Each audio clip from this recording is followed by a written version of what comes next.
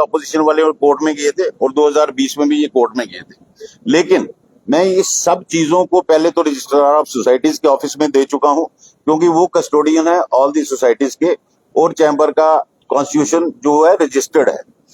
चौंका देने वाली बात है कि 3 नोटिस देने के बाद भी रजिस्ट्रार ऑफ सोसाइटीज को चैम्बर की तरफ से एक भी जवाब नहीं आया। कि उन्होंने बोला आप अपनी एग्जेक्टिव की लिस्ट दें और बाकी जो डिटेल्स हमने मांगी थी।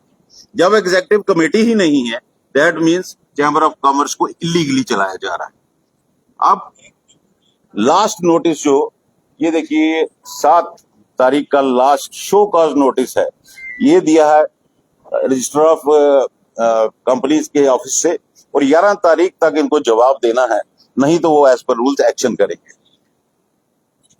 कुछ अफवाहें फैलाई जा रही हैं कि हम ये लिख रहे हैं वो लिख रहे हैं। लिखना हमारा फर्ज है कि हमको संस्था को हमको बचाना है। क्योंकि मैं आपको पुराना उदाहरण दूं, 2014 में मैं आया तो मैंने देखा ये तो 20 साल का किराया भी नहीं दिया इन्होंने जेडीए को, असल पेमेंट नहीं दी, 47 लाख रुपए इंटरेस्ट चढ़ गया। तो इनकी जो इस टाइप की बातें हैं, और हर मेंबर को इस चीज का लॉस होता है। उसी को देखते हुए हम सिर्फ इंश्योर करना चाहते हैं। अब इन्होंने इलीगली दोबारा उसी प्रेसिडेंट को नॉमिनेट कर दिया, और मैं आउटगोइंग प्रेसिडेंट अरुण गुप्ता को वार्निंग भी दे रहा हूं। और उनके जो शब्द उन्होंने इस्तेमाल किए उस दिन कि जिनको ये इलेक्शन प्रेसिडेंट मंजूर नहीं, वो चैम्बर। मैं एक चीज क्लियर कर दूं, जम्मू शहर में जो संस्थाओं पे कब्जा करने की प्रथा शुरू हो गई है, तो ये आउटगोइंग प्रेसिडेंट को मालूम होना चाहिए कि चैम्बर हाउस की lease deed chamber of commerce के मेंबर्स के नाम है। थ्रू राकेश गुप्ता 2059 तक 40 साल की लीज है। वो चश्मा पहन के एक बार देखे, और किसी भी मेंबर को, आदमी को ये मत बोले कि बाहर चले जाओ। हर इंसान को राइट है प्रोटेस्ट करने का। और ऐसा क्या है कि सिर्फ उसी प्रेसिडेंट को दोबारा लाना जिसके ऊपर बूथ है। रजिस्ट्रार ऑफ सोसाइटीज में इन्होंने देनी थी अपनी general body with 7 minimum members, 6 तो ऑफिस बेरर है, उसके नीचे 7वां फिर वही इलेक्शन प्रेसिडेंट शिव प्रताप गुप्ता। तो ऐसा क्या नजदीकी है कि इनको 3000 आदमियों में और कोई सक्षम नजर नहीं आता। हमारी सिंपल डिमांड है neutral president, neutral polling staff. अब ये चाहे इलीगली इन्होंने किया है, लेकिन हम इलेक्शन प्रोसेस को रोकना नहीं चाहते। As responsible members of chamber already वो डिले हो चुकी है।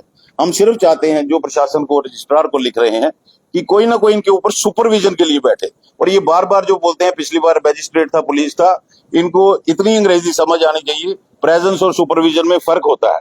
They were present to ensure law and order. वो इंटरफियर नहीं कर सकते थे कि प्रोसेस भी क्या हो रहा है। और हमारी ये पुरजोर कोशिश जारी है कि हमें प्रशासन से कोई ना कोई इंसान चाहिए जो ऊपर सुपरवाइज करे, ताकि इलेक्शंस फेयर हो। हमारी ऐसी कोई मंशा नहीं है कि हम किसी का नुकसान करें। ये तोड़ मोड़ के लफ्ज बोलते हैं, क्यों कंप्लाई नहीं करेंगे तो रजिस्ट्रेशन पे तो सवाल निशान लगेंगे। Society institution of the chamber act. तो ये इन सब चीजों को मद्देनजर रखते हुए मैं आपके माध्यम से एलजी प्रशासन को भी अपील कर रहा हूं, और तमाम अपने मेंबर्स को भी अपील कर रहा हूं कि आप बातों को समझिए, इनकी झूठी बातों में मत आइए। इनका झूठ का पटारा खत्म हो चुका, और हमारा भी सबर का बांध अब टूटने वाला है।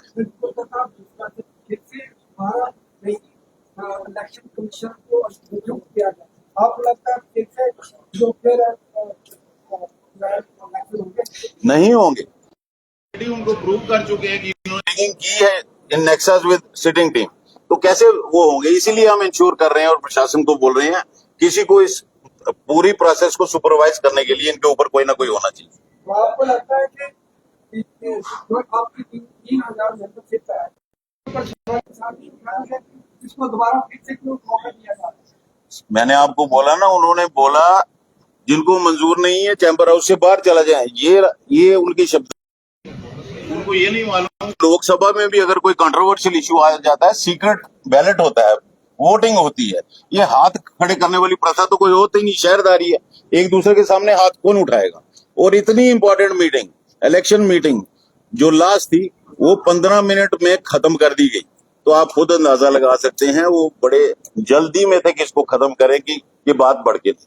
राकेश जी, हमने संजय को जो मुद्दे आपने कहा कैमरा बंद हो गया, उन्होंने कहा कैमरे हमने बंद नहीं करवाए, वो तमाम प्रॉब्लम से बंद। और साथ में उन्होंने ये भी कहा कि हमारे लिए कोई भी आ जाए, कोई भी प्रेसिडेंट के लिए खड़ा हो, फिर इलेक्शन करवाए जाए। आपको जवाब दे रहा हूँ, उन्हीं की लेटर है। जो ज्यादा पहले हमने बात देखिए पॉइंट नंबर 15 शिव प्रताप जी का रिप्लाई 2023 में, since the proceedings of the whole election were live telecast on two large screens specially erected for worthy members to watch, there was no reason to bulge the bill by asking for CCTV footage. CCTV footage का bill नहीं होता और live में कोई उधर observe नहीं कर रहा था क्या हुआ था। ये क्राइम सीन को बाद में देखा जाता है क्या क्या कड़ी हुई, तो ये उन्हीं की लिखी हुई है। उनको बोलिए आपने अपने उत्तर में ये लिखा सीसीटीवी का फुल हम बिल नहीं देना चाहते थे, वेरेज वो फ्री होती है, तो आपकी मंशा क्या थी। ये बातों को घुमाते हैं, ये चीज लिखत उनकी है, हमारी लेख नहीं। गुप्ता साहब पिछली बार जो है मेंबर की फोटो नहीं लगी हुई है।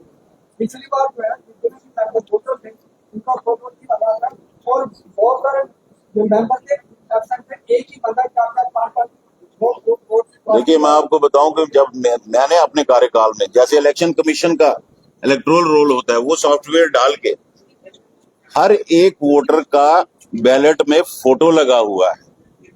पिछली बार कुछ भी टैली नहीं हुआ, काफी लोग जाम में बाहर से बाहर ही चले गए, अंदर नहीं आए, उन सबके वोट पोल हो गए। कुछ लोग आए कि हमारा वोट कौन डाल गया, एक काउंटर से बैलेट खत्म हो रहा था, दूसरे वाला कहता था मुझे दे दो। हर काउंटर को area wise serial wise ballot होते हैं, तो कोई भी चीज फॉलो नहीं की गई। तो हमें कोई इनसे उम्मीद नहीं कि फेयर इलेक्शन करेंगे। हमें आज तक हमें चुप रहना पड़ा, कोर्ट नहीं गए क्योंकि हम संस्था को अपने कोर्ट में नहीं घसीटना चाहते। मगर अगर जरूरत पड़ी 11 तारीख तक हम वेट करेंगे रजिस्टर ऑफ सोसाइटीज का, वो क्या एक्शन लेते हैं। अगर जरूरत पड़ी तो हमें लिमिटेड डायरेक्शन लेनी पड़ेगी, सिर्फ और सिर्फ कि इनके ऊपर कोई इंसान होना चाहिए सुपरविजन के लिए, ताकि ये धांधली ना कर सके। हमारी और कोई मंशा नहीं। हाँ जी बोलिए। मैंने लिखा है अगर ये कंप्लाई नहीं कर रहे सोसाइटीज एक्ट तो वो रजिस्ट्रेशन सस्पेंड करिए, कैंसिल नहीं। There is a difference. Compliance होगी तो बहाल हो जाएगी। अब ये कंप्लायंस ही नहीं करना चाहते, ऐसा कौन सा सीक्रेट डॉक्यूमेंट है FBI का कि एग्जीक्यूटिव कमेटी की लिस्ट ही नहीं देते। एग्जीक्यूटिव नहीं तो सब कुछ चलाना है, तो इसका मतलब इलीगल चल रहा है। करोड़ों रुपए हम छोड़ के आए, करोड़ों रुपए आए और आज इनको जगह नहीं मिल रही कि इलेक्शन कहाँ करवाएं क्योंकि पैसे खत्म हो गए। आज बड़ी एलिगेशन शुरू हुई हैं और जो हमें कैंपेन में 90% वोटर्स कह रहे हैं भाई साहब अगर इलेक्शन इनके हाथ से होनी है तो आप घर ही बैठिए, आप अपना समय वेस्ट कर रहे हैं, ये फेयर पोल्स नहीं होंगे, ये रिगिंग होगी।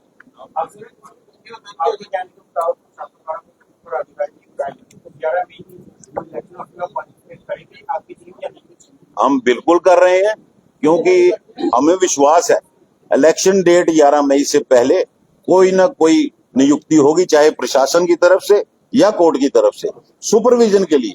हम इलेक्शन प्रोसेस को आगे नहीं करना चाहते, ये चैम्बर्स के मेंबर्स के हित में नहीं है, चैम्बर के हित में नहीं है। जो टीम मीडिया को बोलती है कि हमारी प्रशासन में सुनवाई नहीं है, तो भाई साहब फिर आप किस लिए बैठे हैं?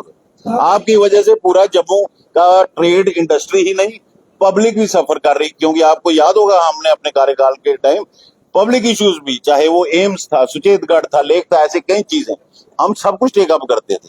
चैम्बर एक सिविलियन कमांड है और उसको सक्षम होना बहुत जरूरी है। अदरवाइज जरूरी नहीं कि सिर्फ मेंबर सफर करेंगे, सारा जम्मू प्रदेश सफर करेंगे। आपने प्रेस कॉन्फ्रेंस में ये कहा कि इस बार भी इलेक्शन नहीं होंगे, फिर इलेक्शन करवाने का इसीलिए तो हम ये सब प्रयास कर रहे हैं कि रजिस्ट्रार ऑफ सोसाइटीज ने जो लास्ट उनको शो कॉज नोटिस दे दिया 11 तारीख तक जवाब दीजिए, नहीं तो प्रिवेलेंट लॉज के हिसाब से एक्शन होगा। अगर ये इधर हमें अगर कुछ नहीं मिलता है relief as per societies act जो हमारा हक है, तो डेफिनेटली हम लिमिटेड डायरेक्शन के लिए जाएंगे, इलेक्शन प्रोसेस को रोकने के लिए नहीं जाएंगे। सोसाइटीज का पॉलिटिकलाइजेशन किस तरह से देखते हैं आप?